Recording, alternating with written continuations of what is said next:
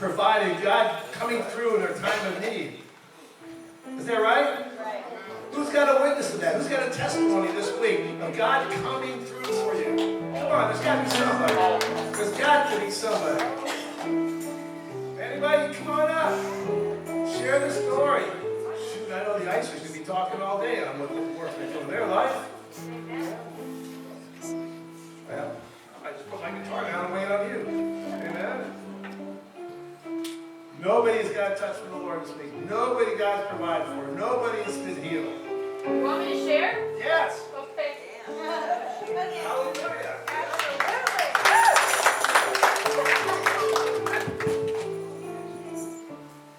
Okay, so I got sick in August, and I was sick August and September, and went to the doctor in October, and then they did blood work. I went to a specialist, cardiopulmonology, and they sent those labs, which were not good, to my primary doctor, who then sent them to an oncologist, who said I had blood cancer.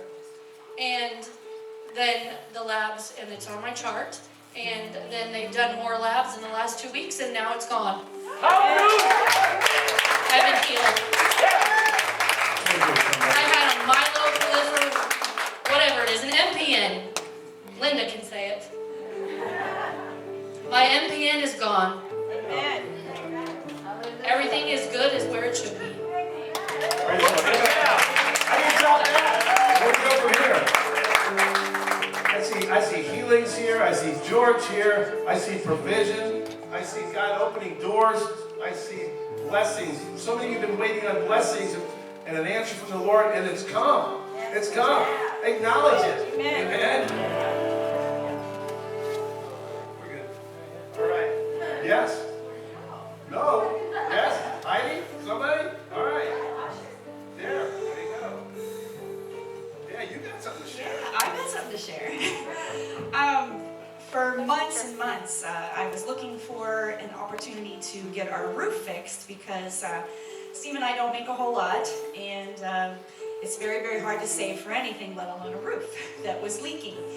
So I was looking for help because I said there's got to be some kind of help for people that can't afford to get stuff done. Amen. Couldn't find anything, and I was getting frustrated, but we know that we have a God that's always on time. Amen. So, this lovely lady over here one day just shoots me a text message, and she goes, have you tried this number? So I called, and next week we are getting a brand new roof for free. Amen. Not just a roof, we're getting also new gutters and downspouts as There you well. go. Oh, man, more than you needed. You hear that? More than they needed. Praise the Lord. That. He is worthy.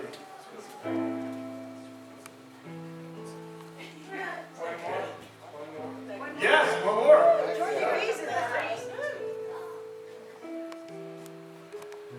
I think everybody knows I've been kind of under the weather for the last few months, but 2 weeks ago I went and had a CT scan, and they said I had 2 suspicious lumps on my thyroid.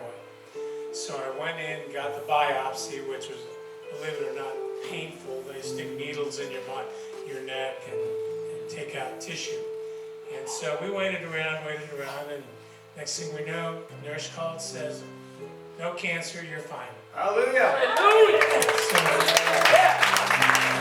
yesterday I went and got some shots in my hand, and I pulled the Band-Aid off and it ripped all the skin off my hand. So the enemy is not going to leave me alone. Not going away quiet. No, not going away quietly. Praise the Lord. Amen. Yes. Praise God. Hallelujah. See, you need to hear that. Yes. No matter, maybe you're just in the beginning of your circumstance. These are brothers and sisters at the end. And God did provide. Now you had to wait. It took courage. It took a lot of courage. But God is faithful. Just be bold. Wait on the Lord. Amen. Worthy is the Lamb who was slain. Holy, holy is He. Sing a new song, sing a song, heaven's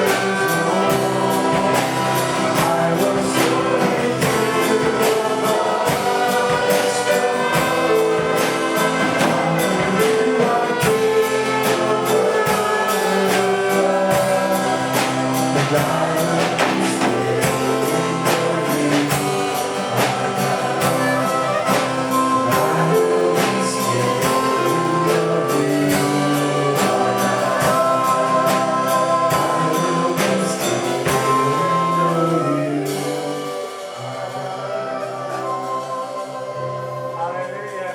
Thank you, Lord. That's the lesson from all those praise reports. If you just still and waited on the Lord, amen. Amen.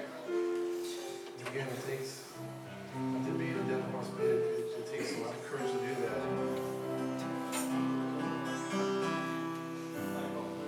Yes, sir. Come on board.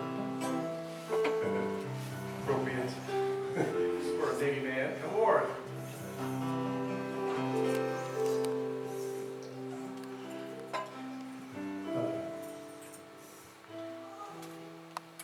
I just have to share that song. It's for me. Amen. You know that we were on vacation this past week and we had a wonderful time down in Branson, Missouri. But there are a lot of things that came to my mind while we were down there. Number one, a bunch of the entertainers that we really like down there are getting old. And our question always is, how long are they going to be able to do what they're doing? Who's going to take their place and what's going to happen when they're gone? Of course, that's something that I reflect upon myself. I'm not getting any younger. And a lot of the things that I've been able to do, I can't do anymore. But something that really struck me was last night we got home about 11:30. Pulled into our yard and there's a big for sale sign in my yard. I knew it was there. I knew it was going to be there when I got home. But I need your help, because everybody is telling me, you know, it's time to give up that big house. 42 years ago, I built that house with a couple major intentions. One being that it was going to be the center for to raise my family, which I did. They've all grown, and none of them occupy that house anymore. They come to visit, which is wonderful. But it's just Linda and I bouncing off of four walls that are pretty far apart. A lot of property to maintain. But I also built it to be an open place. I dedicated it to God. When we built it, that it would be used for His purposes. And it has been.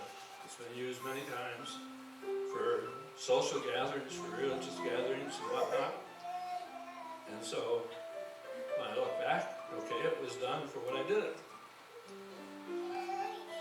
I've done several things that I've dedicated to God and had to turn them over and say, okay, I did what you told me to do, and now just leave it to them and let them have it. Of course, one of the greatest joys is a house that I built at that point I said for 3 boys. And the 3 boys are living in that house. And that's Pastor's house that I built for that specific purpose, that they'd be able to grow up in it. Where am I going with this? Where am I going is that I've got to learn, and this is where I need your help. it's time to let go of a lot of things. That's hard to do. The biggest thing is the house and a 1,200 square foot garage. It's my shop. But everybody's telling me you can't do everything that you used to be able to do, even out of that shop.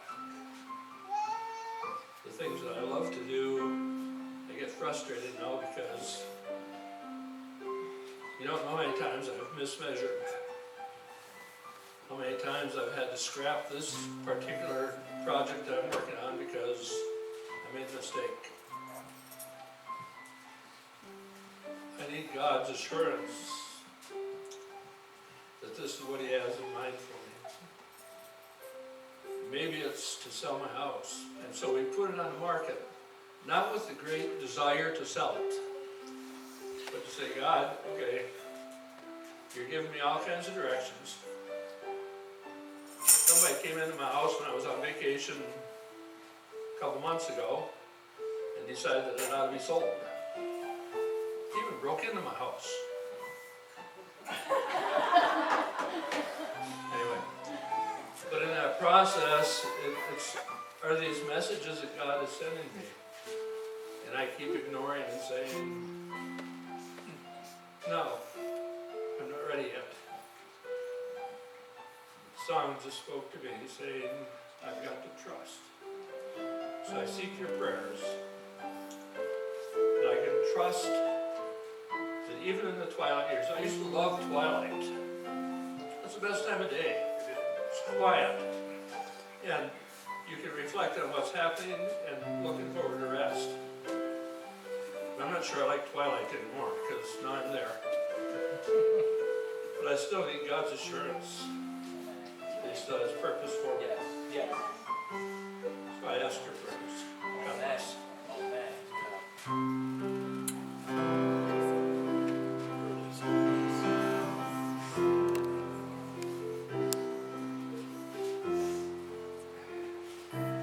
It's hard to man.